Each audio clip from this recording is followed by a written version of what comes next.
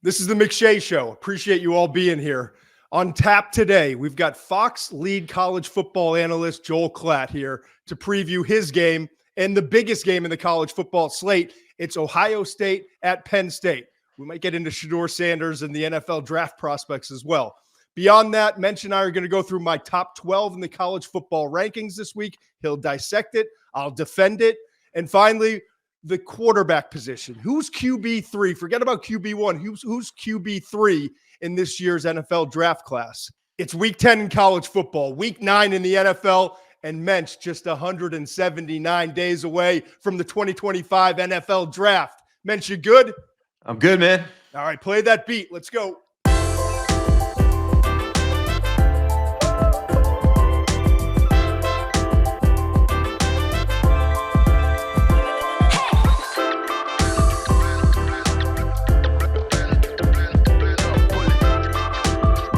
All right, I don't ever want to be the show that sits around and goes through, these are my top 12, and let's go through each team and look at who they're playing. You know, let's just not be that, okay? But what I do want to do, we've got the playoff release coming up next week, the rankings, the first rankings show, right? And I want to go, first of all, through some of the dynamics, like what's coming up.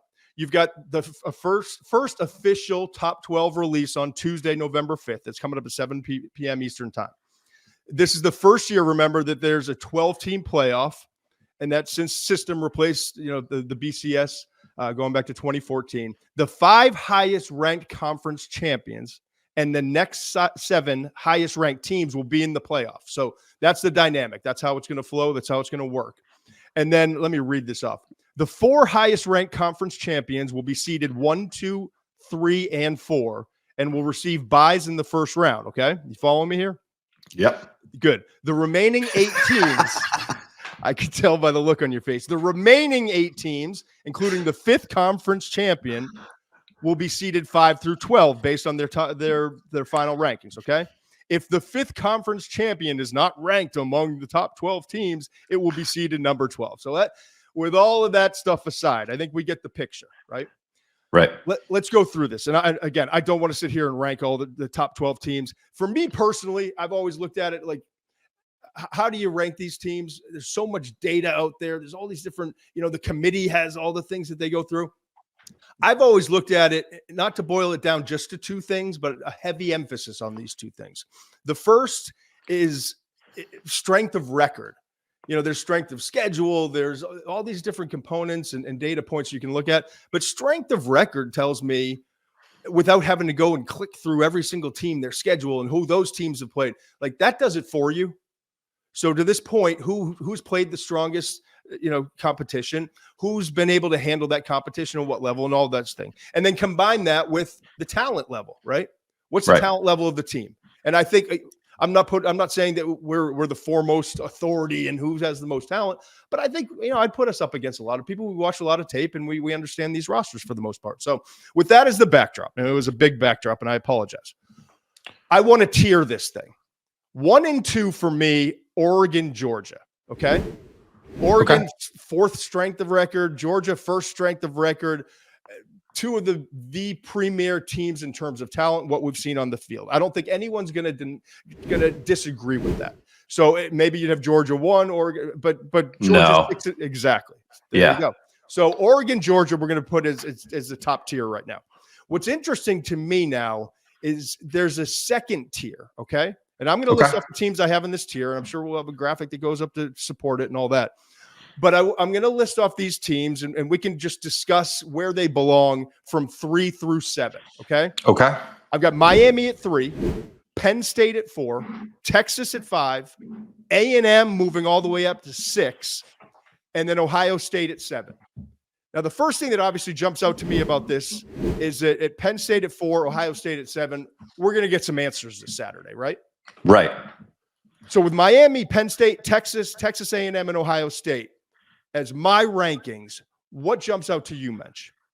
I am worried about my recency bias, and it just feels like after that Saturday night game, are you too low on A&M? And when you look at their 1-loss season opener against a Notre Dame team, I bumped them up to 6, man. I know, but I'm looking at it. from a big picture, you start looking at these other teams. Miami, you look at Miami, and I'm not sure not only who they've beaten, a good Louisville team, close game. They beat Cal by 1 point.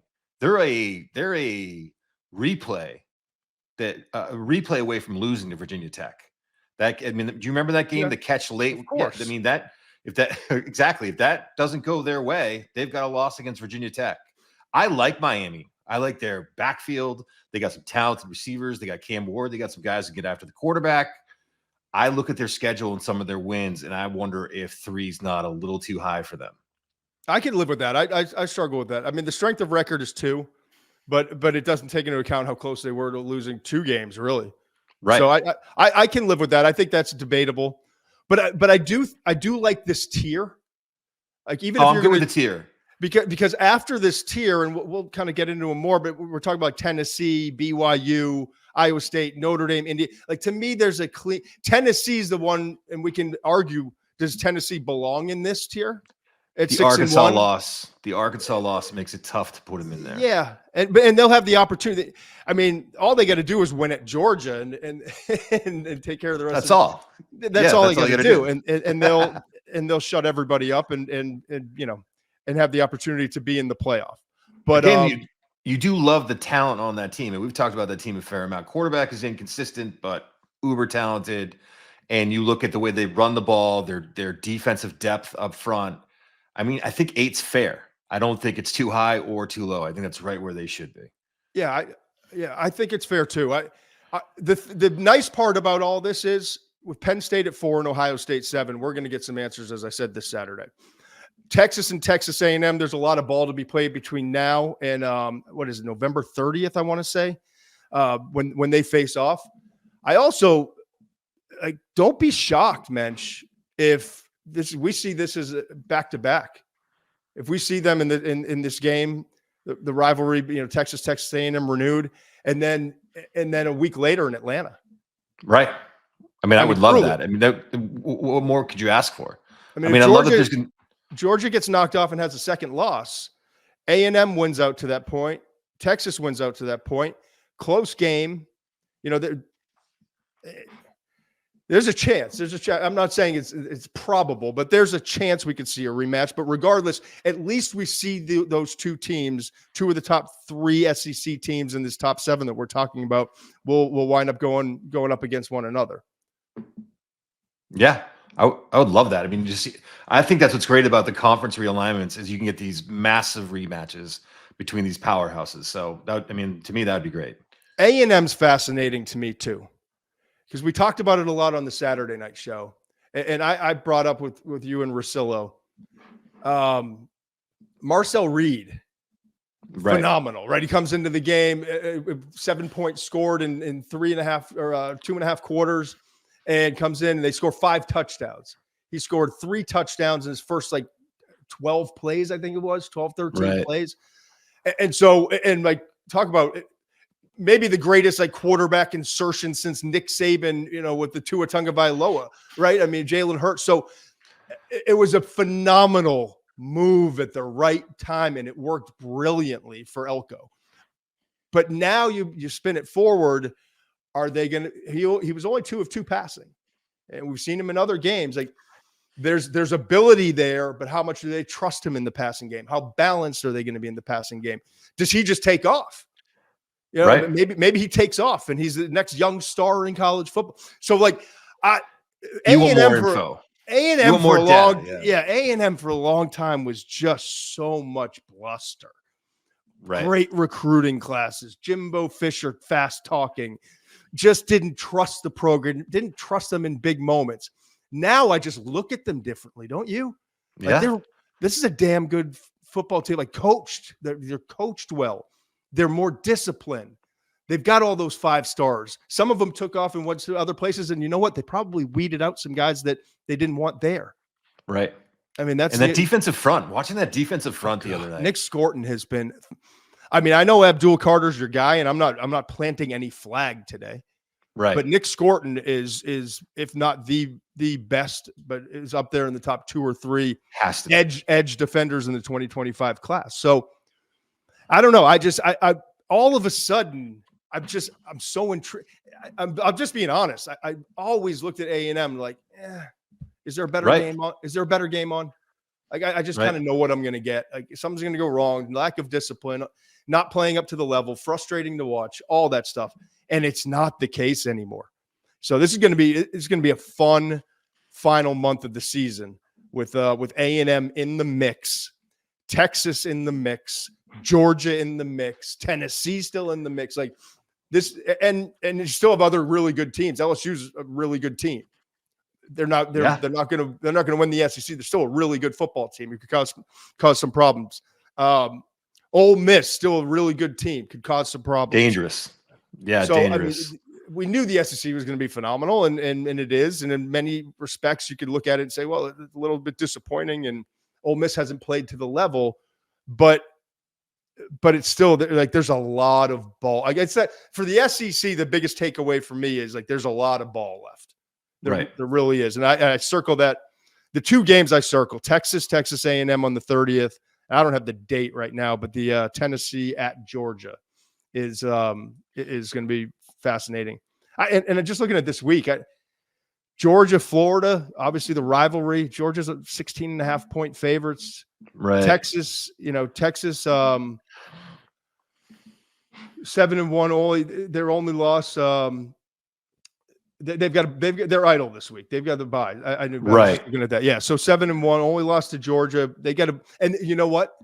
Let's just get to it for a minute, and we'll get to quarterbacks later. I think this team desperately needs the bye. It's timed perfectly. Oh, 100%. I mean, look, Vanderbilt's not your grandfather's Vanderbilt, right? They're a better team than they have historically been. But you lose to Georgia in a tough fashion, and then you go to Vanderbilt and you eke one out. I think it's time to, and then you got Florida coming up, who's not, again, that's another team that's a different team than the team that lost to Miami in the opener. Mm-hmm. Florida's kind of got their feet under them. They're a lot more competitive now. It's great for them to get that week off, get a little healthier, kind of, just settle in a little bit there. And I studied the tape. We'll get to it when we get to the quarterbacks. And I studied the tape. Vanderbilt was a let's get through this healthy exercise for Steve Sarkisian. Right. I don't have to talk to Sark this week to know exactly what was going on. I watched the tape because I watched the game, but I was watching 3 other games. But I watched the tape last night, and it's like, okay, I see. I see what's going on. The Georgia loss, your quarterback is not 100%. Let's protect this guy. Let's get out of here. Right. Short throws, bubble screens. I went 15 plays into it was a first throw beyond 5 yards down the field. Let's run the football. We're going to scheme them up. Like we're not just throwing our helmets on the field. We're going to scheme them up, and we're going to try to gain his confidence a little bit, right? Quinn Ewers is, been up and down since that injury, the oblique injury.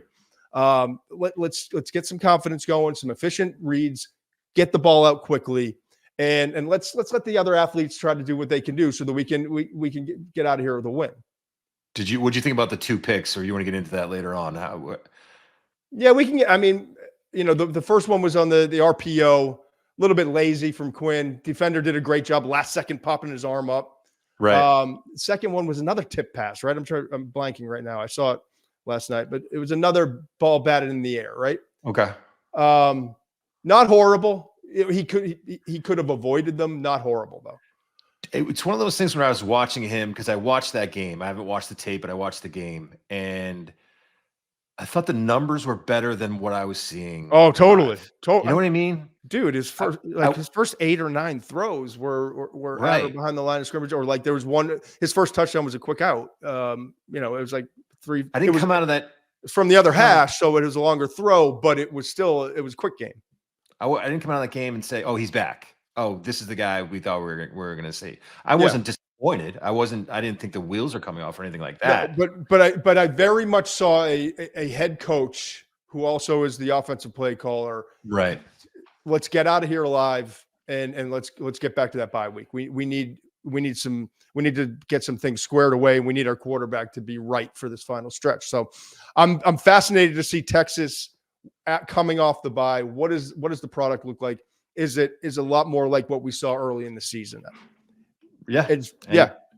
And then until the Texas A&M game, they're in good position. If they can get by Florida, who I think they should get by. I think, they should win that game. They go at Arkansas, Kentucky at home, and then the big game, the at Texas A&M, will give us a lot of answers in terms of what this team's really going to be at the end of the year. Can I get into a couple of the guys you left out, a couple of the teams you left out of the top 12? Please do. Did you consider? Well, I haven't even. All right, you want to finish up? Go ahead. Get into your other teams. If the audience is going to try to, not most people are listening, not watching, or whatever the numbers are. But Tennessee, true. We mentioned at 8, BYU at 9. This is the third tier. BYU at 9, Iowa State at 10, Notre Dame at 11, and Indiana at 12. So where's your bitch? I don't really have a bitch.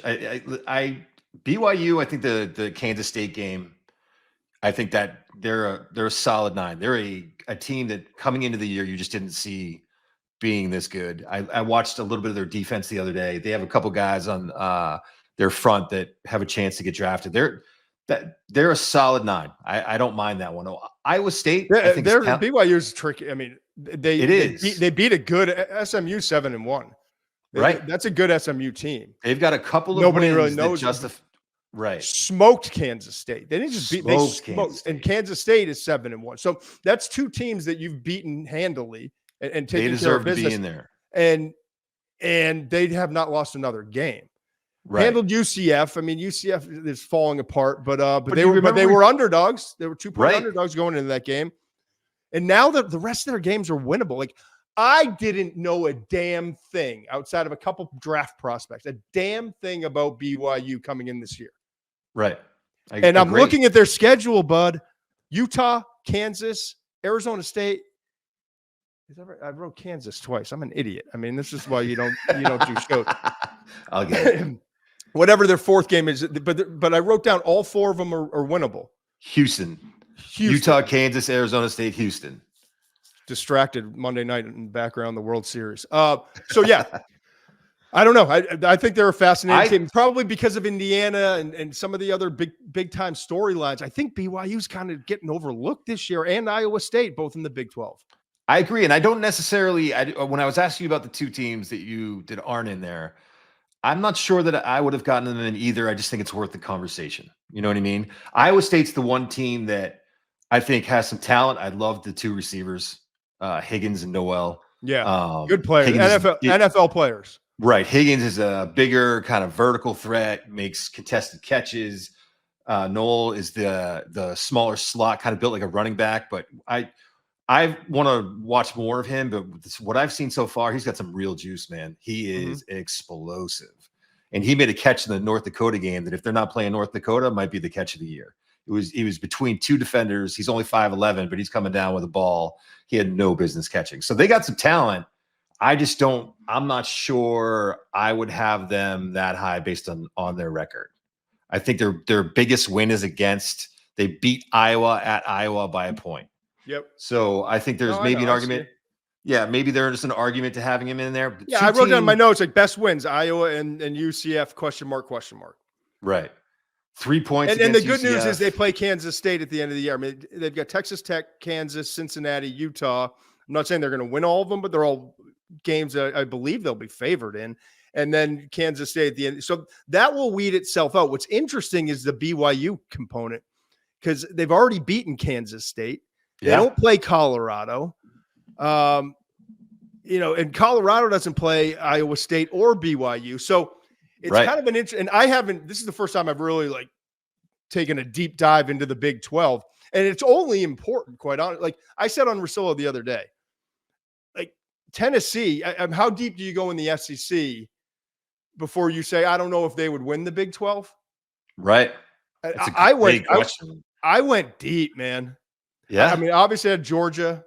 I had Texas A&M, Tennessee, Ole Miss. There's one other team that I had, and I honestly, I don't know if South Carolina might win it. Yeah. So I think you could even. I mean, you talk about the Big 12. I'm just going to be upfront about it. One of the teams I was going to bring up is Clemson, and I don't think they should be in the top 12. Not right now, but I think No. when we get there, if they keep playing like they're playing, I think Clemson will absolutely be in the college football playoff. I shouldn't say absolutely, but they have the team to belong in the college football playoff. Right. Miami, we'll see how that plays out. So yeah, that was the other team. Yeah. I feel like you're sleeping on Boise State. Well, am I? It's tough, right? That UNLV team's good, man. But you got to remember, we started the segment off because I'm terrible with logistics and all the rules, and I'm just not a rules guy. You've never been a rules guy. No, it's just not my thing. But I read all that stuff so people could follow along. But we are talking about the number one, not Power 4 team gets in. So yeah, I mean they went to Oregon and lost by 3. I mean I know that's earlier in the year, and that's when we were all kind of worried about Oregon. Remember? Yes. And, is this going to be the team that we thought they were going to be coming into the year? And I think a big reason for that was Boise State gave them everything they wanted, everything they could take and more. So when you're looking at that, I don't know. I just think that I get it because the week to week, it's not the grind that you're going to get in the SEC or the Big Ten. But that being said, pretty good team, and no one has more sacks this year than Boise State. 35 sacks in 7 games. All right, I'm just reading this again because this is not my jam. I don't always get the details right when it comes to little things like this.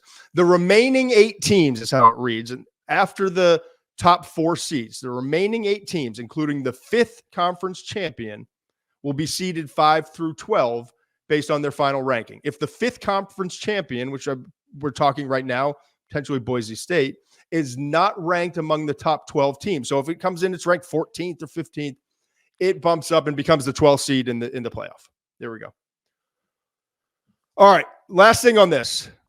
Big Ten, fascinating to me. You got Penn State, Ohio State, Michigan, not the factor we expected to be. Oregon. When I look at Oregon, I don't see a way in the world that they're not in. They've got, they've got the wins. Boise State, all of a sudden, that's a good win. Ohio State at home, best win of the year. You could put it up there with, I'm not calling it. Rosillo said Texas, Georgia. I tend to agree, but one of the best wins we've seen in college football this year. Illinois just destroyed a ranked Illinois team. That's a good team, not a great team, but a good team. Now they're at Michigan. They're at Michigan. It's their hardest remaining game. At Michigan coming up. And then Maryland, at Wisconsin, and Washington. So Oregon is sitting pretty. Penn State, Ohio State, we talked about them, but beyond this game, it's they can all both teams I think have a chance to finish the season undefeated beyond this game. I really do. And then Indiana, they're the intriguing one. 10th strength of record, played unbelievable brand of efficient football on both sides of the ball. Look at their record. You get at Michigan State this week, then they get Michigan at home, but then it's Ohio State. Right. I don't know that a one-loss Indiana is getting in. I'm not saying they won't, but I'm not convinced that a one-loss Indiana is getting in. And so can they pull off a massive upset at Ohio State? So I just think the Big Ten is going to be fascinating. I love the Indiana storyline. It's just great with Cignetti going in there and what he's done. And, we'll see what happens. But does it matter to you that they've handled everyone? That a Nebraska team that gave, hung tough with Ohio State, they won by 49. I mean, they are, I don't even know what their closest game is. It might be 14 points. Their closest game so far has been 14 points. And again, I agree with you. We don't know enough yet, right? I think it's good that they're at 12. I think it's great for Indiana to be at 12 right now. That we don't know anything about them until the Ohio State game. And I think maybe the Michigan game too. But if I'm an Indiana fan, this has got to be the weirdest feeling ever. You're actually feeling good about Michigan coming into your place and being able to compete with that team. Yeah. That's got to be a strange feeling for those fans. But I think the Ohio State game is everything for that Indiana team. All right. It was a good breakdown. we're not always going to do this, but I thought with, coming up next week with the playoff, the rankings reveal, the first official one, it was time to kind of take a look at it. And obviously, like, so much ball left to play, but I feel like we're finally starting to see a little bit of the picture a little clearer. Let's put it that way. Let's transition. The beauty of this show, Mensch, is that when we get hot on something and something's bothering one of us, something doesn't feel right, something's annoying, we can just instantly react. I don't have to call a producer. We don't have to set up a segment in the show. Like, we can just go. I want to discuss the quarterback position right now, okay? And I know we already did it last week, but I have a very different approach to this one today, okay? You ever watch the show Newsroom? Yeah, I love Newsroom. Aaron Sorkin. Great show. I know his weaknesses, and there's some parts of shows, and I get it. And I know there's a whole, chat room out there getting ready to pounce on this. But I kind of like. I did not see Newsroom coming up today, though. I know. I kind of like Aaron Sorkin. His shows. I'm a sucker for them. Like, West Wing, Newsroom, great writer. Sports Night. Okay. The whole premise of Newsroom. The whole premise was, let's not worry about being the first to report the news. Let's get the news right. Right. I want that to be our show. Okay. Right. Truly. Yeah. Not even who reported it first, but not to let any kind of sponsors or no outside influence about what their stories were. It was kind of the deal. Yeah. For Newsroom. For us, for us, like, it's been the mission since day one. 25 years we've been doing this together since day one. Like, I'm not here for the draft Twitter, draft X. He's my QB1.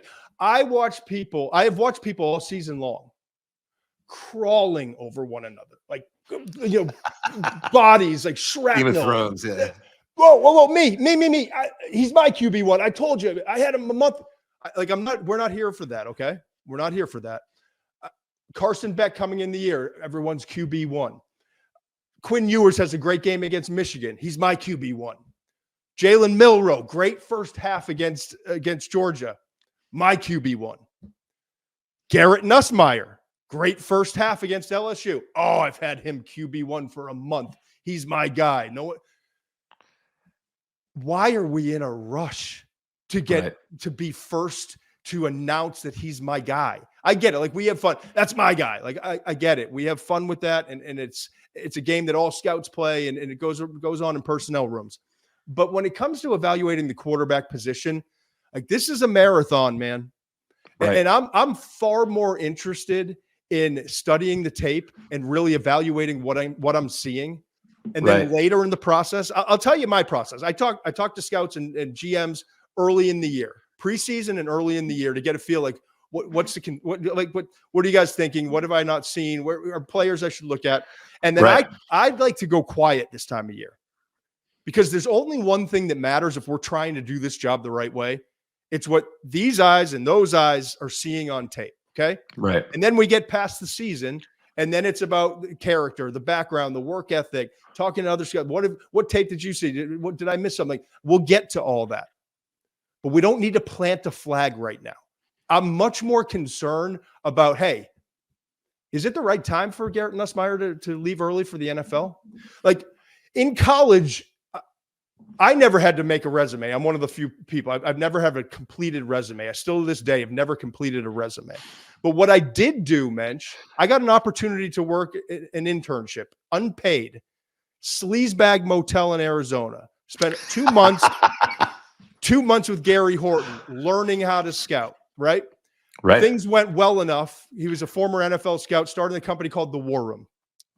Things went well enough where he said, all right, go back to Richmond. I'd injured my back. I was done playing. I was helping out as a graduate assistant or undergraduate assistant and doing all sorts of odd jobs that sucked.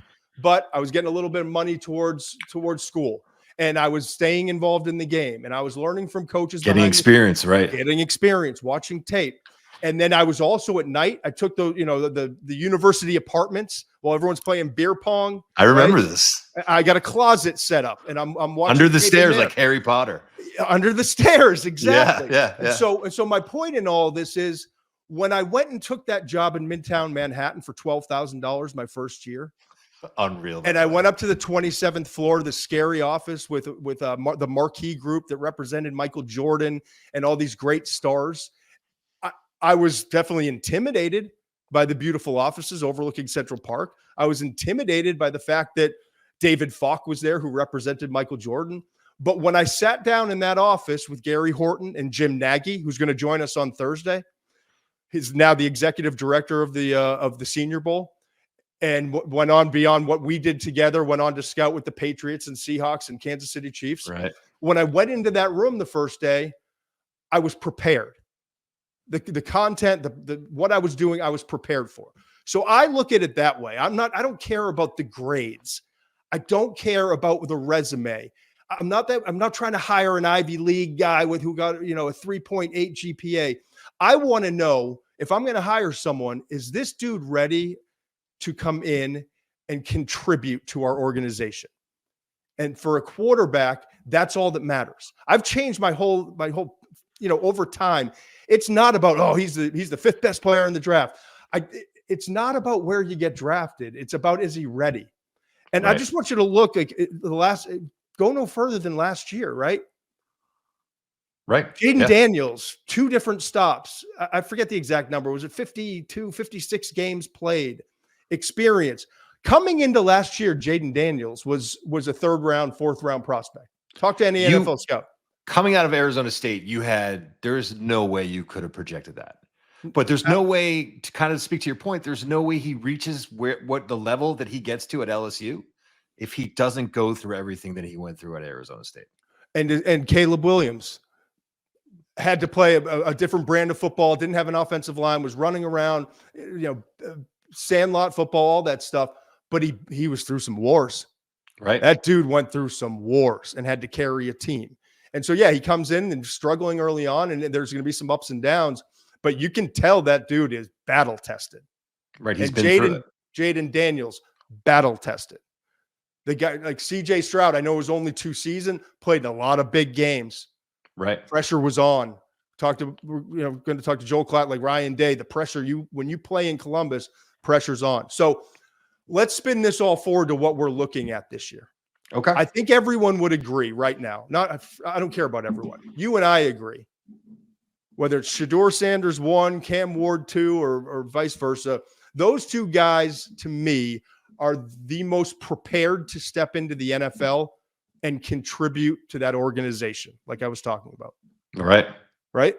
Yeah, I think that's completely fair. I mean, you look at what Sanders has gone through, and first of all, coming from the smaller school, the expectations were, we'll see how this goes. Coming from Jackson State, this is a big leap. And what was incredible about him last year, and you look at all the numbers and everything, what was incredible to me was he actually got better. He was better at Colorado his first year than he was at Jackson State his last year. More consistent. He was at Jackson State. He was already a very accurate short to intermediate passer. I thought his deep ball and I thought his processing improved in his first year at Colorado. And now you're seeing him even elevated to another level. So to me, Cam Ward's right there, but I do think Shedeur he's got to be the odds-on favorite to be quarterback 1 based on what we've seen so far. So with that aside, and I'm not here for the discussion about who's QB3 necessarily. Fair, right. I'm here for the discussion of which young man is ready to actually make the step into the NFL and contribute and is ready. And when he steps into that office on the 27th floor in Midtown Manhattan, is he ready? Is he overwhelmed by what he's about to sit down and do? Or I've been here. Right. I did the internship in Arizona. I worked under a staircase while everyone's outside partying till 4 a.m. trying to get to deadlines for the sporting news back in the day. Like that, I can only draw on my own experiences. And so when I went back and I specifically spent last night watching the 3 quarterbacks that I think most likely, if the draft were today and they all came into the draft, would be vying for that QB3 spot, if you will, right? Right. Behind Shedeur Sanders, behind Cam Ward. That's Garrett Nussmeier from LSU in no particular order, Jalen Milroe, Alabama, and Quinn Ewers from Texas. And I know people are going to scream, what about Carson Beck? I would put him behind those guys right now, okay? Mm-hmm. Here's the question I have, and I'll get into exactly what I saw on the tape. with Ewers coming back is not an option, but getting rest of the bye week is an option, and getting back to playing down the stretch, specifically the A&M, and if they get into the SEC championship, get into the college football playoff, playing the best brand of football that he can play. That is only going to help him. It's going to be more wars, more big-time games, more defensive coverages that he sees, more fronts, more exotics, all of those things. He's got more opportunities. Yeah. He's got more opportunities. With Jalen and Garrett, there's a good chance that they got 4 games left this year. Yeah. Okay. Right.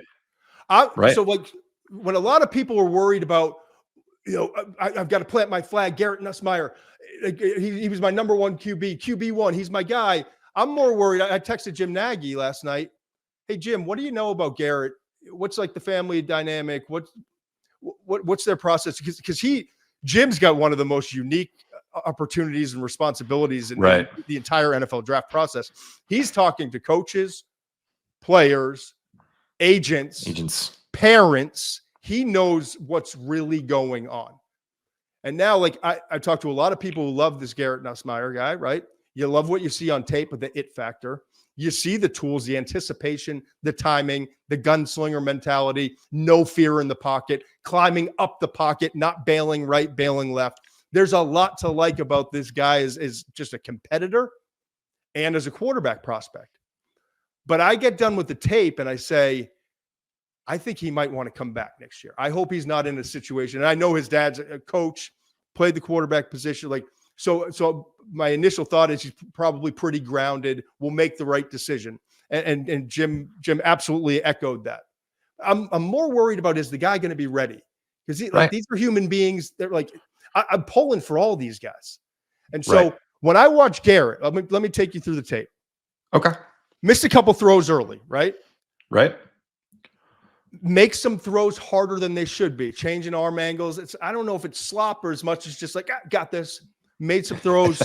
You know what I mean? Like I got it. Made some easier throws, a little bit more difficult than they needed to be. Next note.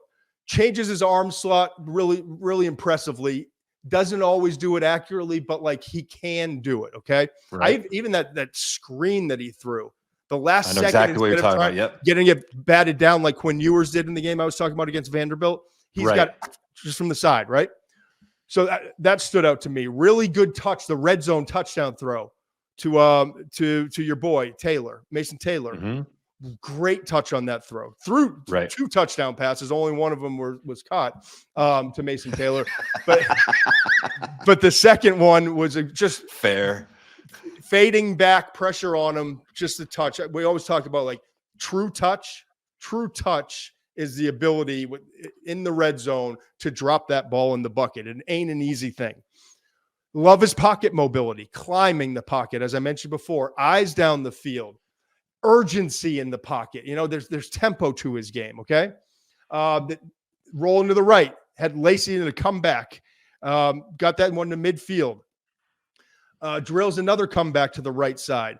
Nice job climbing the pocket. Control at the line of scrimmage. That jumped out. He's got a lot of control up there, setting protections, checking out of plays. Love to see that quarterback, coach's son. Great ball to number 3, but in the left side of the end zone throw, great ball. Number 3, young receiver, mistimed the jump, incomplete pass. Strike on a cover 2 beater down the left rail to Lacey. Yep. So like all these throws, these are, and the first half of this game, I'm seeing a lot of NFL stuff from Garrett Nussmeier. I'm seeing like stuff that translates, right? Right. So Coach Nussmeier calls you and he says, "Why you're seeing all this great stuff?" And I'm seeing this. We all are, right? Mm-hmm. Why should my son go back to school for another year? Joe Burrow. Right. Jaden Daniels. Caleb Williams. Right. Who else? I mean, we could go. You want the opposite effect? Right. How about Mark Sanchez, 13 starts. Mitch Trubisky, 13 starts. Anthony Richardson pulling himself out of the game tired. Maybe gets benched this week. Some people saw Orlovsky was saying, I haven't studied the tape this week, that the tape was a lot better than people are giving him, but struggling. Not playing to the level, 13 starts, right? Right. So So if Mr. Nussmeier were to call me, I'd say, let's just look, let's have a conversation. Let's just look. From the media standpoint, this is a conversation that, I want to just make this point quickly, that would make me uncomfortable in the past, because we don't understand family dynamics, financial situations with the NIL or NLI, whatever it's called now. I don't even know. There's some money in Baton Rouge. Like there's some not as big of a, it's not as big. Get some insurance. We talked about this the other day. It's not the same kind of risk that it was years ago. So there's that element to this decision-making process as well. And I just to educate people, right? Like it's not exactly this number. And again, I'm not about which draft pick they're going to be, because I don't care if the first overall comes with a whole lot of pressure, and we've seen a lot of failures there. Number 2 overall, we've seen Robert Griffin III. Like there's every slot or every range in the draft, there's been failures. And just about every slot and every range in the draft, there's been successes. Okay. It's not about where you get drafted, but if Mr. Nussmeier and the family is just, and I truly believe it's not just about the money. It's about making the right decision to get him in a position where he does get to the NFL. Exactly. He's prepared. He's as prepared as possible. Right. And so with that as the backdrop, if you're just looking financially, okay, every slot down is about $1 million. I haven't studied the cap, the rookie pool and cap this year. Let's call it 35 million guaranteed for your first contract. Okay. That's about what the first overall pick, maybe up to 38 million, whatever it is. But if you're the first overall pick, if we call it 35 million, you go down, second pick is 34, third pick's 33, 10th pick is what, about 25, 26 million. Big difference in money. And that's guaranteed money over 5 years. Right. So you start to look at, all right, well, what's Nuss going to make as the LSU starting quarterback coming back? I don't know, but it sounds like the going rate is somewhere in like the $3 to $5 million range for NIL or NLI, whatever the hell they're calling it these days. It drives me crazy. But you know what I mean? So like insurance policy and get me $4 million to come back next year. You go potentially, and listen, nothing, you don't know, but you potentially go from being maybe the 16th pick this year, the 12th pick this year, come back and be the guy. Maybe have a chance to be the guy. First pick. You're talking about so middle of the first round, if that's 16 million, to go in 5th overall pick at 30 million over 5 years. Making money. It's the right financial decision. Right. And again, that's not what this is about. This isn't about the draft slot. This isn't about the money. But if money is a major factor in it, you can make an argument you're better off financially to go back to school. Right. Don't use this is not the main point, but don't use this as an excuse or a reason not to put yourself in the best position to succeed. It shouldn't be a thing where players are feeling the pressure that I have to make this happen now. Exactly. And so and Nussmeier, we only got to the first half. Those are all the good things. The second half, and we detailed it on Saturday Night Show after the game.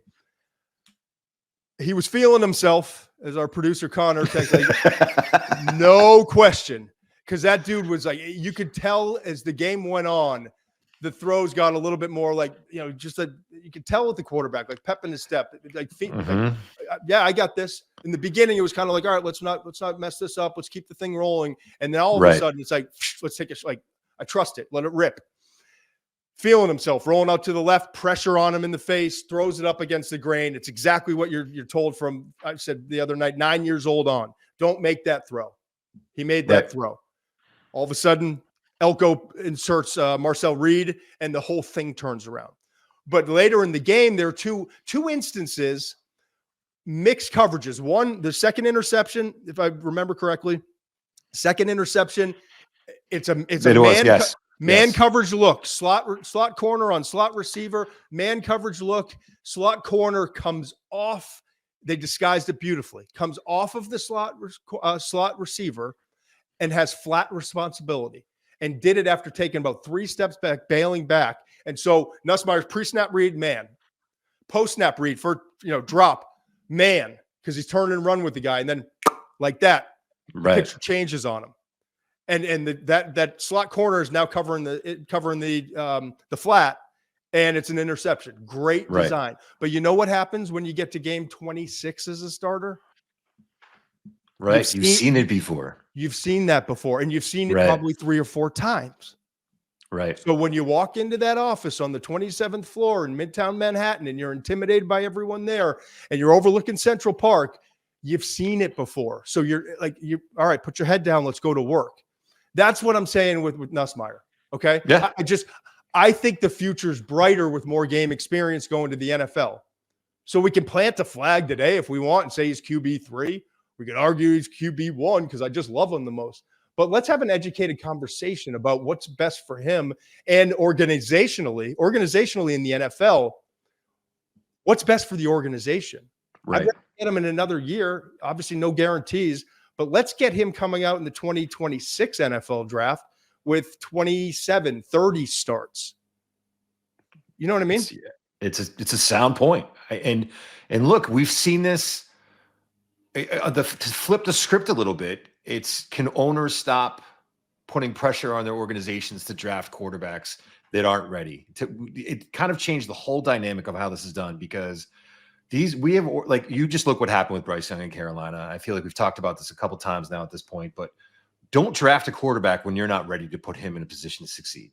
So there's that side of it as well. So, and I know we're going to talk to Joel Klatt, and I'm fascinated by there's only one man out there, it appears, that's willing to, in a long time, Coach Prime, that's willing to make sure that his son goes to the right place because of that. And we'll have that conversation with him. I'm excited to talk to Joel Klatt. I mean, the absolute pinnacle of what he does. Great insight, I'm sure, coming up on Ohio State, Penn State. And I want to dive in a little bit. I got my first like ever from Coach Prime Instagram. Big time. You want to talk about intentional? I'm certain Coach Prime isn't sitting around watching us on social media. So someone brought that to his attention and like, yep, let's give that a like. Let's let everyone know like this is happening. I am going to send up that flare. Yeah. Yeah. All right. So Ewers, we've talked about extensively what we think he needs. He's got the game reps. He's played great in just about every single big spot, right? He's not himself right now. I don't see a physical injury. I see that he's not letting it rip completely. And I see a coach Sark, who I have the utmost, like Sark's my guy. I've known him, been around, not around him, but like covered him. Pete Carroll I was fortunate enough at a young age to get access I didn't even deserve. Just Mike Godfrey and I, like years ago, and moving around with that team and getting to talk to a lot of people in that program. And I've followed Sark and I've talked to Sark. I've sat in meetings with him. We've talked on the sidelines. I respect what he does with quarterbacks as much as anyone in the college game. When I watch that tape, I don't need to call Sark. I said it before. I don't need to call Sark. I don't need to I see what he's doing. Let's get out of this game. Let's protect our quarterback. Let's try to build up his confidence a little bit more after what was the shaky performance against Georgia. And let's get to the bye week. Let's get him right. And then let's build and let's finish this thing strong. That's what that game was about. So he's in a different vein. Ewers is different than Milroe and Nussmeier, right? Because he doesn't have the opportunity. Ewers is coming out. He's had all the wars. It's about getting him right so that he can play his best ball down the stretch. And so we'll see where that plays. But I will say this. Milroe has more intriguing upside than any of these guys. Right. Jalen Milroe has more intriguing upside than Quinn Ewers. He has more intriguing upside than Garrett Nussmeier. You could argue he's got more intriguing upside than Shedeur Sanders and Cam Ward. You could argue. I'm not here to plant flags. I told you. But with Jalen, the ups and downs are hard to watch. Mm-hmm. We know he's a phenomenal athlete. We know when he takes off and runs, and he runs with a purpose and he's committed to running, he's as good as there is in terms of the quarterback class coming up. He's going to be a difference maker running the football in the NFL. We've seen it with guys like Josh Allen, Jalen Hurts, Lamar Jackson, the best example of all. Like, you can enter the league as a phenomenal athlete who can extend plays and run, and you can improve your accuracy. You can improve as a passer. That wasn't always the case because we were dealing with quarterbacks that didn't have that mobility, who couldn't solve the question marks at the line of scrimmage with their ability to extend and take off and run the football. It's a different position now than it used to be.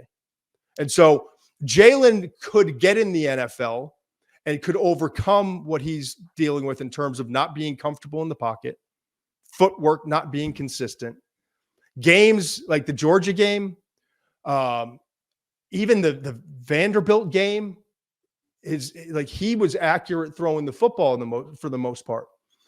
But there are games where he's not, and even this last week, missed throws. Played good. Right. The offense had like 500 yards. They shut out a ranked opponent. This isn't about Alabama. But this is about Jalen Milroe and his development. Where is he? Right. I think he would have a better chance to overcome the lack of experience than Garrett Nussmeier would. But Jalen Milroe is so far from being polished, for lack of a better word. He needs more work.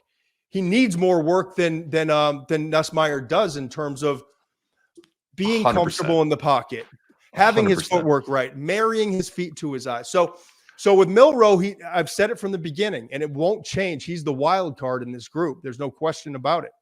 And we saw where Lamar Jackson was drafted, 32 overall. Baltimore Ravens trade up, go get him. Right? I think that was Ozzy's last draft. Trade up, right? Want to leave his mark. Hell of a mark for a hell of a guy. I mean, Ozzy's one of our favorites.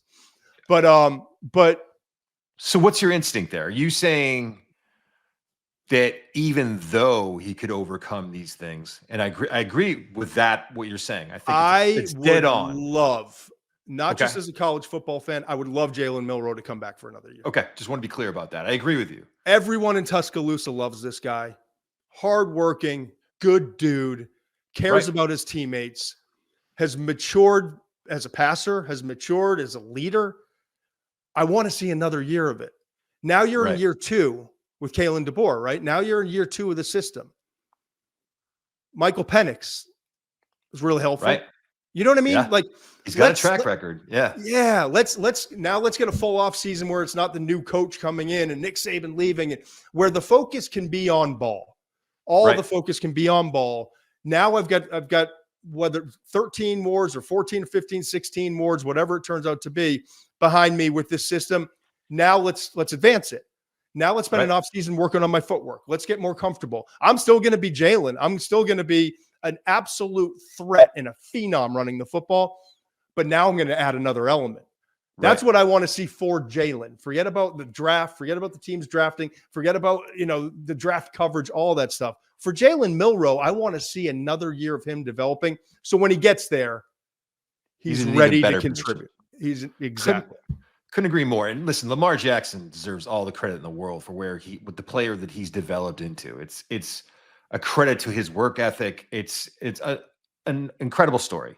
But we also have to give credit to that staff and that organization for helping him really unlock that potential. So if you told me that Jalen Milroe was going to end up in the same kind of spot as Lamar Jackson did when Baltimore got him at the end of the first round, I mean, that's, it's a different conversation if you get into those specifics, but there's no guarantee of that. Yeah. Why take that risk? I think you're right. You're better served going back and becoming the best football player that you can be going into the pros. These are the conversations I want to have on this show. And if they're too rational for you, then maybe this isn't the show for you. But if you want more of like this kind of stuff, like watch tape, study it, understand what we're looking at. Let's talk about it. Let's talk through. Like these are the conversations you and I have on the phone. These are the conversations I have with NFL general managers. Like this is the real stuff. And I'm just excited to be doing it with your brother. I hope you enjoy this show. If you're watching or listening, I don't know how, I know everyone I listen to on a podcast, like, subscribe, download, all that stuff. Please do. We're just starting out. We're like the little engine that could. We're going to put, chug away at this thing, but please pass the word on if you can. But I'm most excited, to be honest with you, with the guests we've got upcoming. Joel Klatt, like the fact that he'd take time to sit down with us and takes precious time out of this week, getting ready for Penn State, Ohio State, means the world to us. So next up on the show, Joel Klatt, Fox Sports lead analyst, also the Joel Klatt Show. You can get it where you get podcasts, and we're going to have a great conversation with him. The McShay's Show is brought to you by FanDuel. Keep your college football season going with a win on FanDuel, because right now, new customers can kick off the season with $150 in bonus bets. Just place any $5 bet and you'll get $150 in bonus bets if you win. Use your bets on spreads, live bets, overs, unders, and so much more. Just visit FanDuel.com/McShay to download America's #1 sportsbook. Must be 21 or older and present in select states, or 18 and older and present in D.C. First online real money wager only. $5 first deposit required. Bonus issued as non-withdrawable bonus bets, which expire 7 days after receipt. Restrictions apply. See terms at sportsbook.fanduel.com. Gambling problem? Call 1-800-GAMBLER or visit rg-help.com. Well, we always appreciate this guy's time, but especially this week. The biggest game of the year so far, Ohio State, Penn State. We've got it on Fox right after noon kickoff. We've got the big noon. We've got the man himself, Joel Klatt, the lead analyst for college football for Fox. And first of all, let's start here, Joel. I've done a bunch of big games. I know the feeling, but what's the difference in terms of this week compared to some of the other weeks, and how exciting is it for you just personally, knowing that like all eyes of the college football world are going to be on you? It's the big game, going to Penn State, like the history, the rivalry, all those sorts of things leading up to this one. Well, let's just say I'm not as worried about blowout material this week, as as maybe some other weeks. And I know you know the feeling, but this one is obviously special, and I've been looking forward to this game ever since the offseason. And I also, because I think what people maybe don't realize that are just fans of this sport is that when we have these contracts, ESPN has their contract, CBS has their contract, NBC has their contract, Fox, we have our contract. Well, I end up seeing these specific teams a lot, and I end up seeing these specific coaches a lot.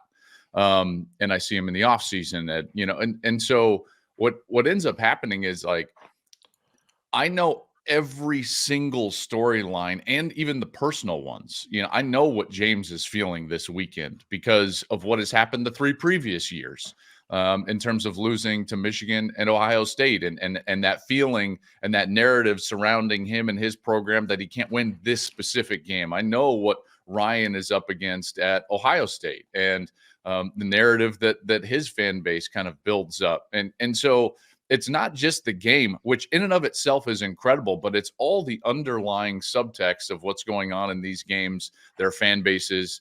That's what ends up like becoming so interesting for me, and elevates the game really to a status that is hard to explain.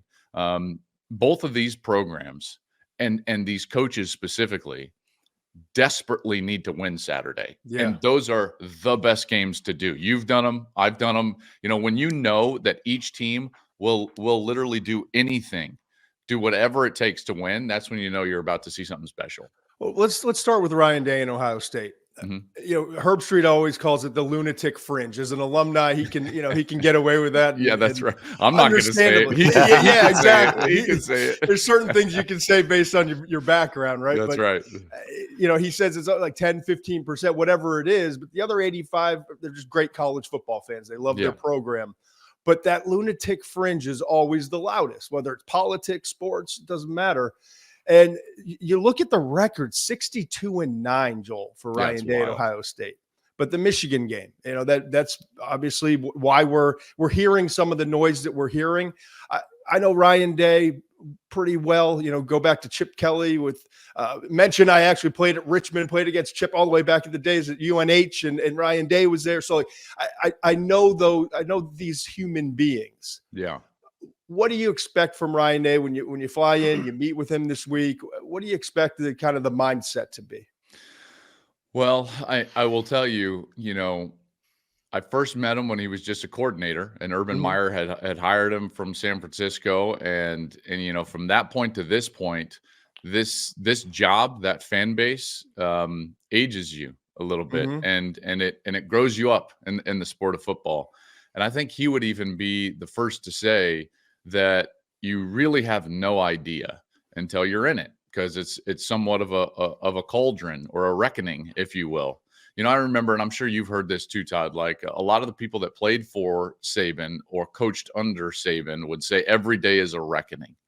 Mhm. Well, for Ohio State, and Urban would even say this as well, Coach Meyer, he would say, like, at Ohio State, every day is 4th and 1. Or, another way of putting that is every day is a reckoning. And you can feel that, on Ryan's shoulders. Yes. Here's the one thing that I think, and you mentioned the record, 62-9, which is staggering. I mean, it's Right. like, what are we doing, right? Like, this is incredible. It's an elite program.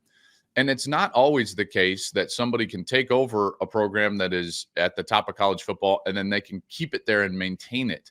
And in some ways move it even forward, which is what Ryan has been able to do. Now, he's been a snap or two away from winning a national championship, beating some of those teams in those big games.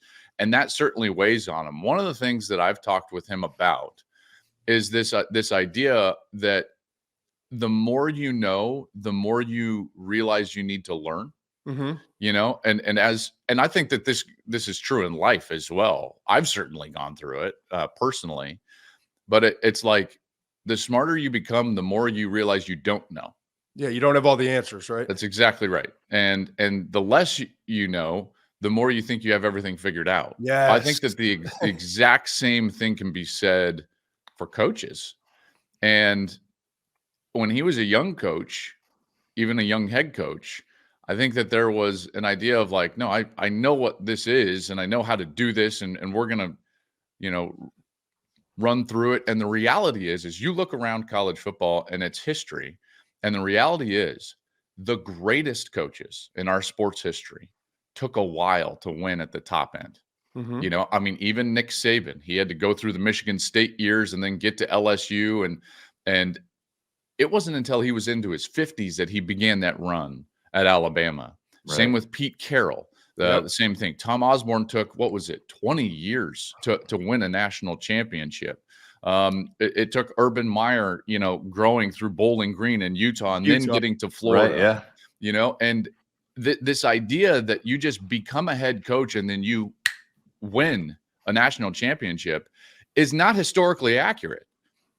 Bob Stoops ruined it for everybody. Barry Switzer ruined it for everybody. So we've talked about that, and he is now at that point where he will, and this is where that he's comfortable with it. He will say to me, like, I learn every year, and those learning experiences are going to pay off. He's going to win at the top end at some point, and what he's got to continue to do is keep putting his team at the doorstep, because you do this enough and eventually you're going to break down that door. And I'm, I know that that's a big overarching answer, but No, it's great. I really believe that. Yeah. You can tell by Mench's beard, he's a former offensive lineman. I know he's That's right. clamoring to ask And you the about big- this the Ohio big State head. That's offensive right. line. We're going to get into the O-line. I know we are. Yeah, I can't wait. So anyone who watched that game knows that the Ohio State left tackle making his first start for the injured Josh Simmons was in over his head. Just did not play well, both in the run game and in pass protection. But I go back and watch that tape, and I thought there were other issues up front. I thought that the right guard right guard was a little bit of an issue for them.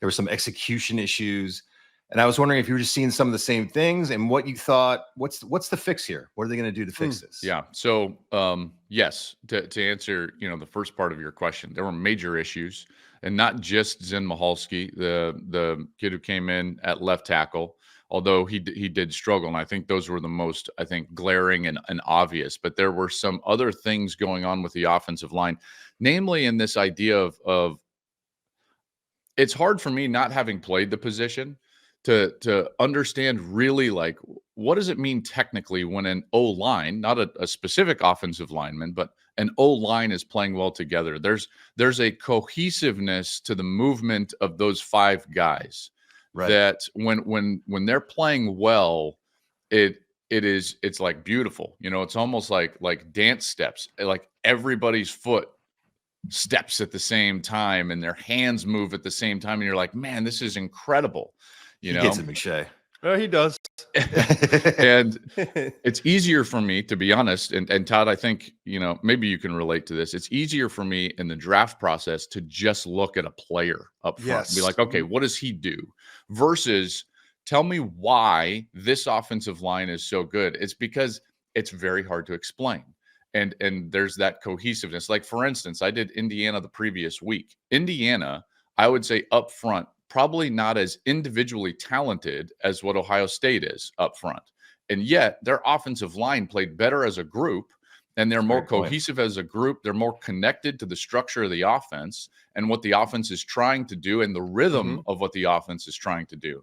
Because it's not just that everybody is moving with a cohesiveness, but it's also that they're moving in conjunction with backs and protections and wide receivers and pictures and timing, and that everything just kind of looks correct.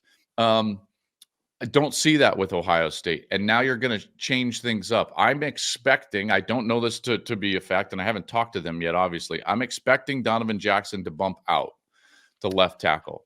He's an All-American guard that now all of a sudden, and by the way, he is not one of these linemen, and guys, you know that this happens all over. It's like, oh, he's played all over the offensive line. He's played at center and guard, and, you know, he's bounced around through his few years. I can't think of, there was a guy last year. Gosh, who was it in the draft? Anyways, this happens where their best offensive lineman ends up playing all the different positions. That hasn't been Donovan. Donovan has been a guard, right? His entire career. And so bumping out for this different world game, out there. It's a totally different world. By the way, and it's a different world just period. At Happy Valley, holy cow. Right, yeah. With Abdul Carter coming and with Abdul Carter coming, I always go back to calling the Michigan-Penn State game a year ago. And, you know, everybody has an opinion on Michigan's 32 straight runs in that game. We all, right? And it was like, oh, they went bully ball and, you know, Michigan, oh, look at that. They can run. They ran the ball 32 straight times because they couldn't block Chop Robinson. Right. It was impossible. He ran around the right tackle twice on the first two series, and like JJ barely got the ball away, and he was on rhythm. And so it was a panic move. I mean, I don't know how else to explain it, but it was like, okay, screw it. Extra offensive linemen, extra tight ends. Let's create width. It's the safest route. It's the safest route. That's exactly right. So now let's back up. Okay, so you asked about the Ohio State offensive line. So now you're going to bump a true guard out to tackle, and who knows who's going to play guard. Exactly. Now you're weaker in the middle. That's a problem, right, guys? Like so now this offensive line and this offense, I think, is going to have a completely different fingerprint than what Chip really wants. And I could see that last week against Indiana. Long answer that I'll try to boil down to this. I felt Chip calling the game last week for the rest of the season. He was forcing the run so heavily because he was thinking to himself, like, I've got to, one, figure out what I've got up front, and two, get them going. And so they were just running it, and Nebraska is playing into their hands because for them, after the previous week against Indiana, they were like, hell or high water, we're going to allow them to run for 200 yards. So they're just like, bang, they're in there. Hutmaker's in there. Ty Robinson's in there. They're in the middle. They're not wide in their odd front, you know, creating bubbles. They're in tight. They're playing quality defense. They're getting after it. And Chip is like banging his head against a wall trying to run the football because he knows that he'd like to run the football for the rest of the season. Correct. And there's this little bit of anxiety about like, well, if we can't run it today, like, will we be able to run it in the future? I want to try to get some success. Then you look up at the end of the game, guys, and it's a 4-point game, and Dylan Raiola is on the field with a chance to win the game, and Jeremiah Smith has had 4 targets. And you're like, that can't happen. And it was because of the offensive line. Yeah, I'm glad you brought up the targets. It was amazing to me that he wasn't targeted more in that game. Well, and then you have one of the most talented backfields in the country, and if you can't get those guys going, I mean, it's a different team if they can't figure that O-line out. Yeah, and I know it's not the scheme, you know, Todd, you and I, and Steve, with your O-line background, we know that Chip. There is not a better run game offensive coach, I think, in the sport than Chip Kelly. He's done it with all levels of offensive line and levels of back, and he's been successful. You know, those 2 backs are incredible players with what they've got in their past, so that you start ticking away these variables of like, well, what's the problem here? Well, I know it's not the scheme. I know it's not the backs. And it's like, well, it's the 5 guys up front, and they've got to figure that out. Well, obviously, when you have a talent like Jeremiah Smith, Chip will find ways, right? So, Todd, before you finish, dude, like I'm gonna like throw a question back, because you know that it can be easy sometimes in our industry, and with what we do, to overstate sometimes, with players, because they could be like the best on their team or this year or things, and you're wanting to try to categorize, like, I've tried to pump the brakes on this guy, but it's like, don't dude, bother. Yeah, don't. I have not seen this. This is he, for me, in my career, is one of one for this age and that position. I've never seen anything like it. And I've seen all of these guys come through Ohio State. Brian Hartline has seen all of these guys come through Ohio State. Well, we just had the greatest of all time, right? Like Marvin Harrison Jr. How do you find? But this guy's got a chance to maybe be even better. I agree. I think that if he were to just like continue to stay healthy and to continue to stay hungry, he will be, without question, a top 2-3 wide receiver in the NFL sometime fairly soon. And if he stays healthy and hungry, like, he'll be an all-time great. Yes. There's no doubt. And what's crazy, dude, he is ridiculous. God, I'm watching the film, dude. The guy is 6'3", 220. 6'3", 220. And he's just blowing by guys at the second level with his second level release. So I asked him, I was like, hey, on the catapult, like, what is he touching? And they're like, oh, he touches 23. And I'm like, gosh, 23? Wow. 23. At that size. Yeah, like I look at him, you kind of like a young Julio Jones, but Julio Jones ran like a 4.5 something, Like, yeah, exactly. It's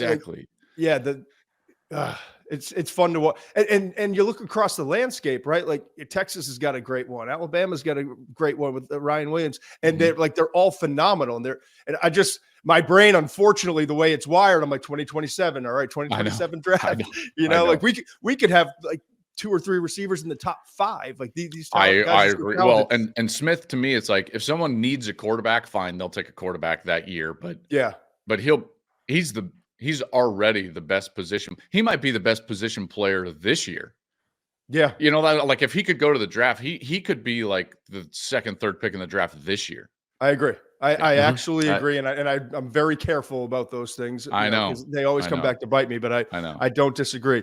So how about the guy getting him the ball? I love the stories. I guess it's just being on the road doing games for so long. You try to find the stories and things that are interesting. And Will Howard, talking this week about, he like Downington West High School, born in Westchester, PA. Dream was to play at Penn State, was kind of got shunned by Penn State in recruiting. And now you got this shot. Like, how excited are you to tell that story? And what else can you shed a light on? I love this. I love this storyline, because this, in a lot of ways, I just relate to it. Bottom line, I was a guy that wasn't recruited at the top end in football. In fact, I was just like a Division II recruit. When I came out of high school, I was a 3-sport player, and I was a very good baseball player, and was a Division II recruit. South Dakota State. I went up to Brookings. I went to North Dakota State, Northern Colorado. And, that was it. And I wanted to play for Sonny Lubick at CSU so bad, right? Like that was just, I was like, man, because Colorado to me was like, well, man, they're like, they're too good for me. I go and I play baseball for 3 seasons. And then I decided, like, I need a degree. I need to change my life. And I was going to quit baseball. And so I decided to go to school at Colorado. I didn't quit baseball to go play football at Colorado. Interesting. I didn't know this. Yes. Yeah, I didn't know this either. And then once that happened, the coaching staff was like, well, you got to walk on, if you're going to be here and you have eligibility. Yeah. And so I walked on at Colorado, not thinking really anything of it. And then all of a sudden it's like, oh man, I could play. And so all of a sudden that it starts to unfold that way.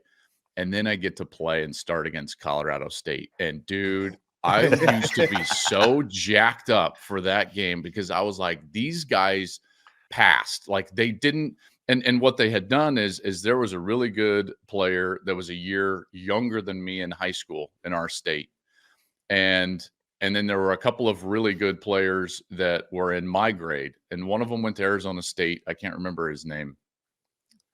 And anyways, and then the other was Craig Oaks. And Craig Oaks went to Colorado. And then the guy younger than me, CSU, decided like, well, we want him. His name was Justin Holland. So they didn't offer me, and they never allowed, forget those names, right? I Right. never, yes, exactly. So, and I got to play Justin Holland, you know, in college. Yeah. Like I didn't forget that. And I remember like I wanted to run across the field and say to Sonny Lubick, like, how do you like me now? Like I was jacked up outside of what I would normally be for those games. So I give that personal anecdote to tell you, like, I can't wait to see what Will does and to see how he reacts and plays, because for him, he will always, not just because it's a big game, but he will always remember this opportunity to go and play against Penn State and the program that he desperately wanted to play for. Do you remember your stat line in that Colorado State game? Do you remember what you threw for? That was my very first start ever. I want to know. I threw. They were ranked. Bradley Van Pelt was their quarterback. Oh yeah, and he was an older guy. They were favored. You know, everyone was like, Colorado's going to start a walk-on. Like, what are we doing? Yeah, and we beat them 42-35. I threw for 417 yards. Ooh. Yes. Yes. Tight game too. I love it. That's right. I love it, man. How do you like me now, son? Exactly. Oh man, I love those stories. All right, so we're always looking here on this show at NFL talent and all that. Defensively, it's hard for me because Ohio State is loaded with veterans on defense. Yeah. Everyone talks about how, extremely talented this defense is, and it is, right? But I look at, like, you go back over the history, like every year at Alabama when they were winning championships, it was like, all right, we just lost four first rounders on the defensive side to the draft, but they got 3 more coming back next year. Georgia's been the same way. It's like, 5 guys in the top 50, 9 guys in the top 100, right? This group, maybe there's 1 first rounder, but a bunch of day 2, second, third, maybe 4th round picks, loaded with talent, bunch of veterans. When everyone talks about elite, I don't know that they're elite by that standard, that we've seen, but they got a chance to be really good. What have you seen, and who's jumped up for you on Ohio State's defense? So the guys that you would come into this season saying they've got a chance to play themselves into the first round haven't played that way yet. Mm-hmm. And that's the part of the problem. These guys are very good pass rushers, came in as 2 of the top 5 players in the country, and it's just never quite gotten there, in terms of dominance at the college level. They're very good. They create a lot of pressure, but the production numbers as far as getting to the quarterback aren't what the pressure numbers would indicate. They're top 5 in the country in pressures, and yet they're like 33rd in sacks. So to me, that's an issue. You got to get home. The defensive tackles, which they thought were going to be elite, Tyleik Williams being one of them, hasn't played like a first-round player. The corners who they thought could be first-round corners haven't played like first-round corners. Right. So what you've got now is because of that, I feel them starting to press schematically. See, when your players are out there and they're playing at a really, really, really high level, you don't have to do much defensively. Nope. And that's, I think, now Saban's always a bit of an anomaly because he was going to be intricate, in particular in the secondary anyways. Todd, we watched these guys and they were in brackets and they're doing all sorts of different stuff in the back end. But when I look at other defenses that I thought were ridiculously talented, they didn't have to do much. The 19 Ohio State defense schematically did not do much because those guys, and I'm talking about like the Chase Young, Jeff Okudah defense, they didn't have to do much schematically, and they were fine with that. I even go back to a team that I played against in 2005, that Texas team that won the national championship, and they had 2 Thorpe Award winners in the back end, and they had all these guys. They ran like 2 defenses. They ran like stack 4-3, and then they would walk up Sam and Will and run cover 0 double crash. And it was like, that was it, but it's like, well, fine. We're just better than you. Michigan's defense last year, it wasn't intricate necessarily. They would sit there and they did a great job schematically against Washington with what they did in their coverage. But to me, Jesse Minter, he understood that it was more about depth, playing a lot of snaps and staying fresh up front. It was about maintaining levels of defense. Just make sure you're not giving up an easy touchdown. And then in the moments that you need it for the team, then you get aggressive. So we used to talk a lot about, like, he always said, this is Jesse Minter for Michigan's defensive coordinator a year ago. And he and I used to talk about this idea that in the third quarter, he always felt like the way that they played, there was going to be one series where he could end the game in the third quarter. And he thought it was always going to come, like, if we score on offense in the third quarter at any point, either to take the lead or with the lead already and we score, the next series, he was like, a 3-and-out breaks their back. It's over because of our style, the time of possession. And, he understood that. So he used to take what I used to say about the boa constrictor, and he would say that was our moment to squeeze. Yeah. And then they would get aggressive and they would squeeze. And then all of a sudden you get a 3-and-out, you get a punt. Now another long drive. Now you're into the fourth quarter and it's a 2-possession game and it's over. Right. And it's over. Right. And okay, so how does that relate to this Ohio State defense? Well, because their players, I don't feel like, have played to the level that they thought that they would individually as far as the production. They're having to manipulate the structure. When you manipulate the structure, you are more susceptible to the big play. And that's exactly what happened against Oregon. And then I think they're going to be more susceptible to the big play moving forward, because their answer after Oregon was more aggression. They did more things, rather than a straight 4-man pass rush.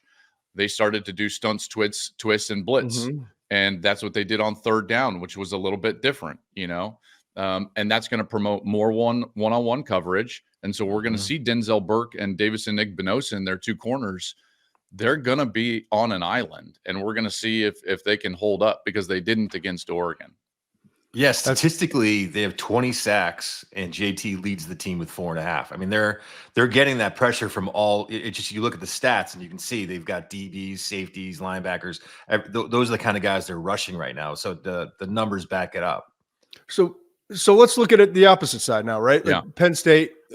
Where are we at quarterback? Obviously, Drew Aller comes out the injury. I know it's always going to be tight-lipped and what's going to happen there. Bo Perbula, I think I'm pronouncing it right. You'll know better than me at this point. I kind of liked him, man. I do too. I do too. Especially, basically, think about what I just talked about: man defense, single coverage. Well, guess what? Man defense hates a running quarterback. That's when you give up explosive runs to the quarterback. Yes. And so, in some ways, I think Perbula might even be like a better matchup against Ohio State. I know that's maybe people don't want to hear that. That's not a knock against Drew Aller, because I think he's incredibly talented. I really do.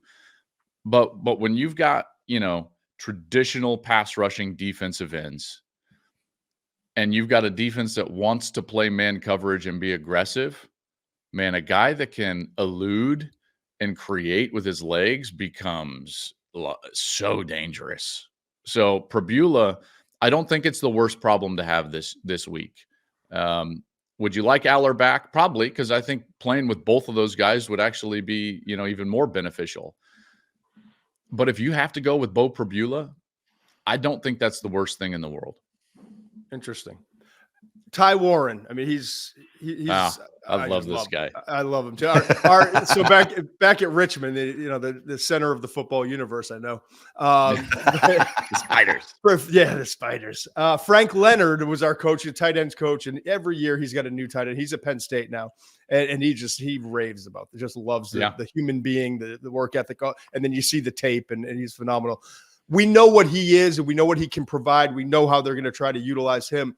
Who else are you looking for, though? Who's got to have a big game for Penn State, weapons-wise? So, this is a great question, and this is what James and I talk about a lot, is that he thinks that what has really held them back is that they have not had that wide receiver step up and be able to just win in a big moment and stay on the field on the third down. He had to play that in Marvin Harrison 2 years ago. You watch that tape of Ohio State with Stroud and Harrison 2 years ago in Happy Valley. And it's like that Penn State team had a great chance. And then Marvin and Stroud just kind of took over the game. Yep. And in particular on third down, and Joey Porter couldn't cover him. And, it's just like they had an elite player elevate the rest of the team to a point of a win. And Penn State hasn't had that ability. So it's tougher on them to move the ball. They have to be with the chains. They don't have a guy that they can feel like is just going to win on the outside and get that elite wide receiver play. And then I watched the USC film and I'm like, what allowed them to come back and win on some of those fourth downs? They got some wide receiver play and they got some completions in big moments, whether it was Trey Wallace or Julian Fleming. These guys won in big moments. That's what they need. I'm pretty confident in everything else I'm going to get from Penn State. I know their defense is going to be aggressive and athletic and long, and they're going to run, man. Like that's what I'm going to get from the Nittany Lions. I know that I'm going to get a team that can run the football with two really strong backs. We'll get some RPOs. We're going to get the tight end moving all around. It's going to be creative with Andy Kotelnicki. He'll take some of his shots. What I don't know is what level of production or play am I going to get on the outside? To me, that's where the entire game lands for Penn State. So I'm looking at those two names that I mentioned, Trey Wallace. I'm looking at Julian Fleming, maybe a couple of those other guys. Can they give Tyler Warren some help? Because I don't think you can go out and expect 17 catches again from Warren. Like Ohio State's going to be ready for that. And Ohio State has better matchups than USC did on the tight end, namely Caleb Downs. He's going to be there looking at 44. So those guys have to play big on the outside. This is the game, right? For Franklin, right? This is the one that they have not been able to win. He's been upfront about it in years past. Like if they're going to take it to another level, this is the game, the type of game that they've got to win. If it's different, if the result is different this year, why will that be the case? I just touched on wide receivers. I think one of those guys will have to make a big play. And then I look at that O-line for Ohio State. Yeah. And I'm thinking of this, like if you just go to 30,000 feet for a second and you're James Franklin and you're Penn State and you don't have to see Michigan, this year, you don't have to see Oregon, and Ohio State's already lost a game in the Big Ten against Oregon. A second loss eliminates them from the Big Ten championship. Like now they might still go to the playoff, but with Indiana being undefeated, like it eliminates them from the Big Ten championship game. So you've got a chance to really de facto eliminate the Buckeyes in the Big Ten. And they're going to come in with an absolute patchwork offensive line off of a game in which they only ran the football for 2.1 yards per carry. Like this is it, man. Yeah. Like you are at home. And again, I know that there are injury issues. Yeah, the quarterback's banged up. Denied Dennis Sutton was banged up last week. The other defensive end opposite Abdul Carter. But there are moments when it's like you just have to go out and you just have to do it.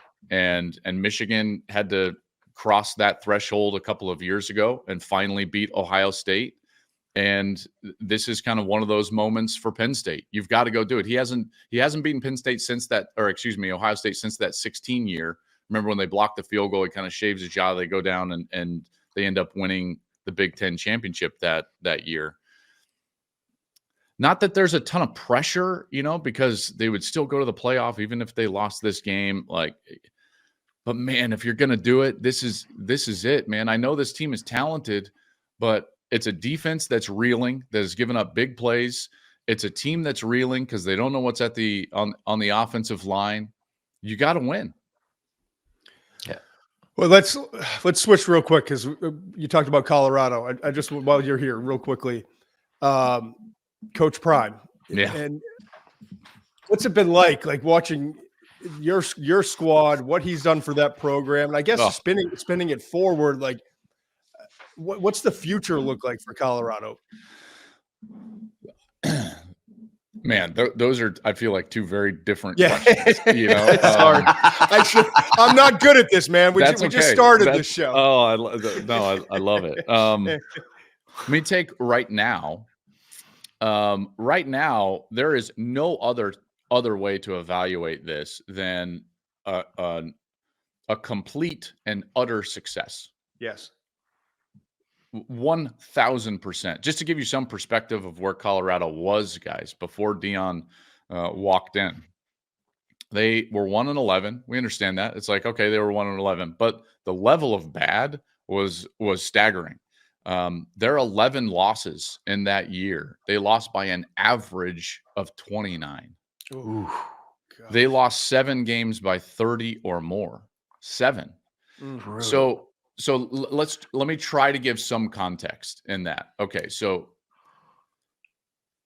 I believe Northwestern was also 1-11 that year, and if you looked at which teams across the country lost by the greatest margin per game, I did this study, and it's like Colorado had lost by an average of 29.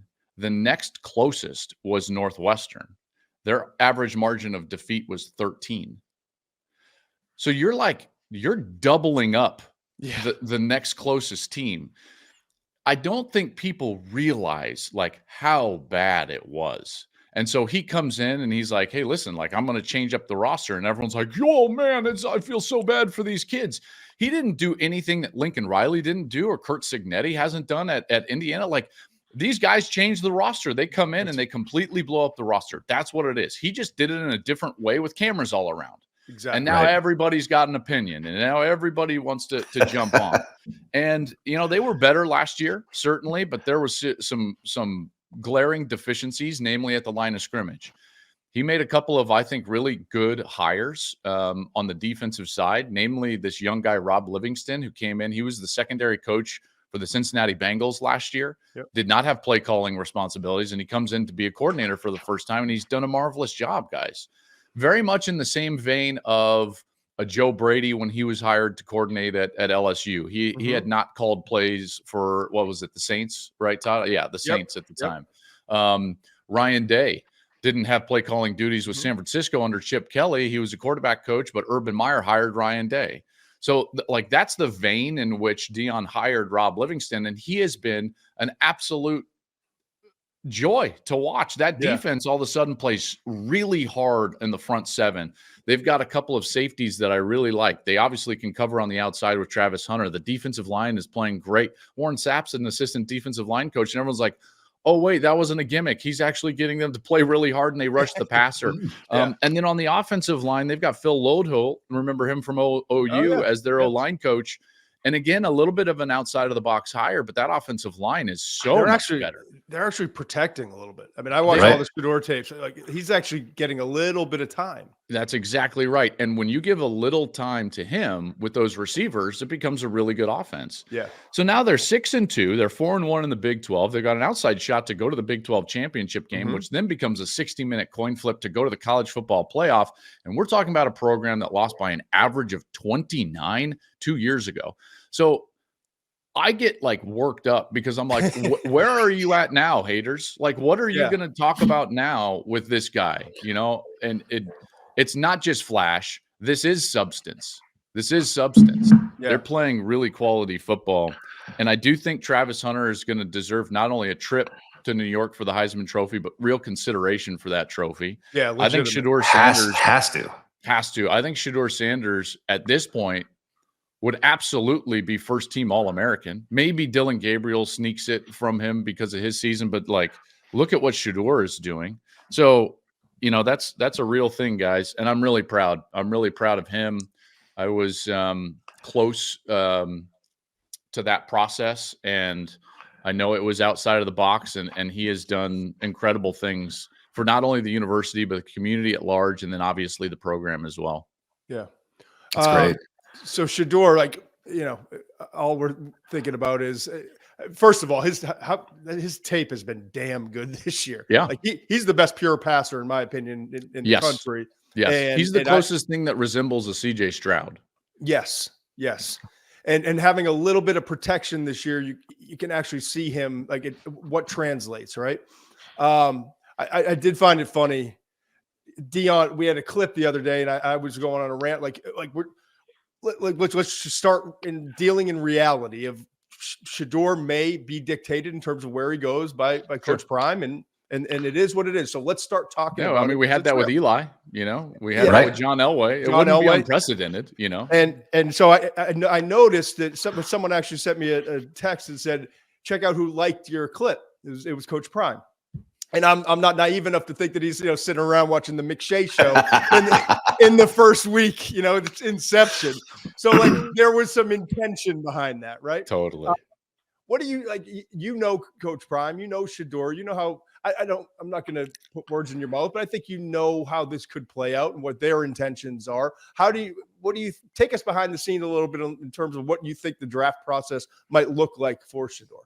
It'll look different than most draft processes, because every process that they have had, whether it's Deion as a coach, Shedeur as a player, the way that they promote their own team, themselves individually, it has looked different than anything prior that we've seen. So moving forward, we're about to see a draft process that looks different than anything that we've ever seen before, because that's been the precedent that they've set with everything that they've done. And that's not a bad thing. I think that Deion is incredibly smart. Like he is really smart. Everything he's done ever since he's been in college. Think about inventing the primetime persona and like what that did. Like this guy has been ahead of his game and ahead of the sport in general forever. He was ahead of the way you market yourself as a player. Yes. He was ahead, and he's now been ahead of the way you market yourself as a coach and as a program. And they will be ahead of what it means to go through the draft process when we know unequivocally the most important part about a quarterback's ongoing success at the next level is fit. Yep. Right. We know that. Look at Jaden Daniels. Look at CJ Stroud. Compare it to Bryce Young. Compare it to Sam 100%. Darnold. His journey, like all of them. 100%. Baker Mayfield is the same way. Like you can go on and on and on, and everybody is looking for these unicorns that are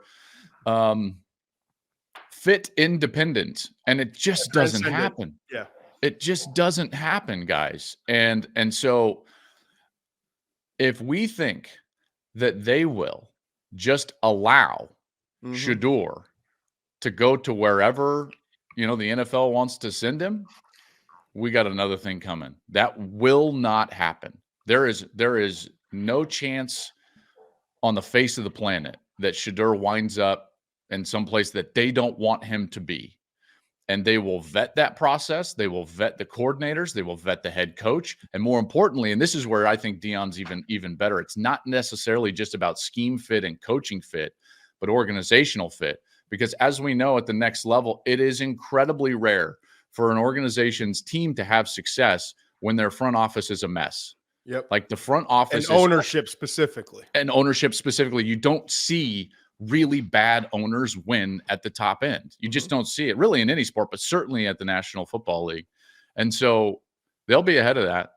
There's not a doubt in my mind that they will be ahead of that.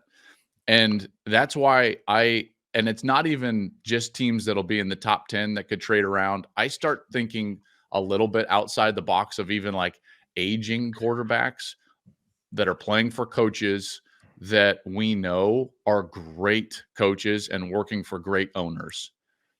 I'm just going to throw this out, and I know this is wildly early. I love it. That's what we're here for. Rams. I knew he was going to say it. It's a great place for a young quarterback to go. I mean, Stafford's got 2 more years on the contract. He's 36 now, I think. It's LA. It's Todd McShay. It's Stan Kroenke. It's a older quarterback that knows he's not going to play forever. Right. Great system, great coach, great guy to learn. And you know what? Yeah. You know what? Like, I'm old school in a lot of ways. I'm here for it. I'm here for it. You know, it's entertaining. If nothing else, this is going to be incredible to watch. It's going to be incredible to watch, right? Yeah. We've never, and like, the Mannings were the difference. It's kind of like you talked about when he took the job and turned over the roster. Some people do it and it's just kind of accepted and it's behind the scenes. They're going to do it different than the Mannings did it. They're going to do it different than Elway. They're going to do it's going to be in your face, and people are going to be screaming about it. Old GMs who are on television are going to be pounding it. This isn't the process. I get it, but is he wrong? No. Right? Like, he's not going to be wrong. You might not. If it was your kid, how would you handle it? Exactly. If it was your kid, and you had this amount of leverage, wouldn't you use it? Absolutely. Well, of 100%. course. Yeah. Well, of course. I appreciate your time, man. I really do. You don't know it yet, or Mench, he doesn't know it, but he's going to be a friend of the show. Nice. How lathered up is Gus Johnson going to be on Saturday? Oh, buddy. Well, he's going to be rested because we've had a lot of blowouts this year, so like you're going to get his best. There's no doubt. That's got to be a fun booth, man. We appreciate your time. Everyone needs to check out the Joel Klatt show. Better college football show than our show. I can say that with confidence. We'll get there though. We appreciate everything you do. We're really looking forward to the call on Saturday, and just I'm happy for you, man. I'm really happy for you. I was excited to come on today. Because we didn't get to cross lines a lot at at your previous spot and do anything together. And I was trying to think of last night when I knew you were coming on. One of the last times I think we've seen each other, maybe, was it Oregon's pro day with like Mariota? Yeah. Like we have. I think it was a random pro day. Yes. Yeah. So it's great to see you. It's great to talk to you again. And you too. And be well. Safe travel. Good to meet you, Steve. Nice meeting you too. You got it. Must be 21 plus and present in select states. For Kansas, in affiliation with Kansas Star Casino, or 18 plus and present in DC. Gambling problem? Call 1-800-GAMBLER or visit rg-help.com. Call 1-888-789-7777 or visit ccpg.org/chat in Connecticut, or visit mdgamblinghelp.org in Maryland. Hope is here. Visit gamblinghelplinema.org or call 1-800-327-5050 for 24/7 support in Massachusetts, or call 1-877-8-HOPE-NY or text HOPE-NY in New York.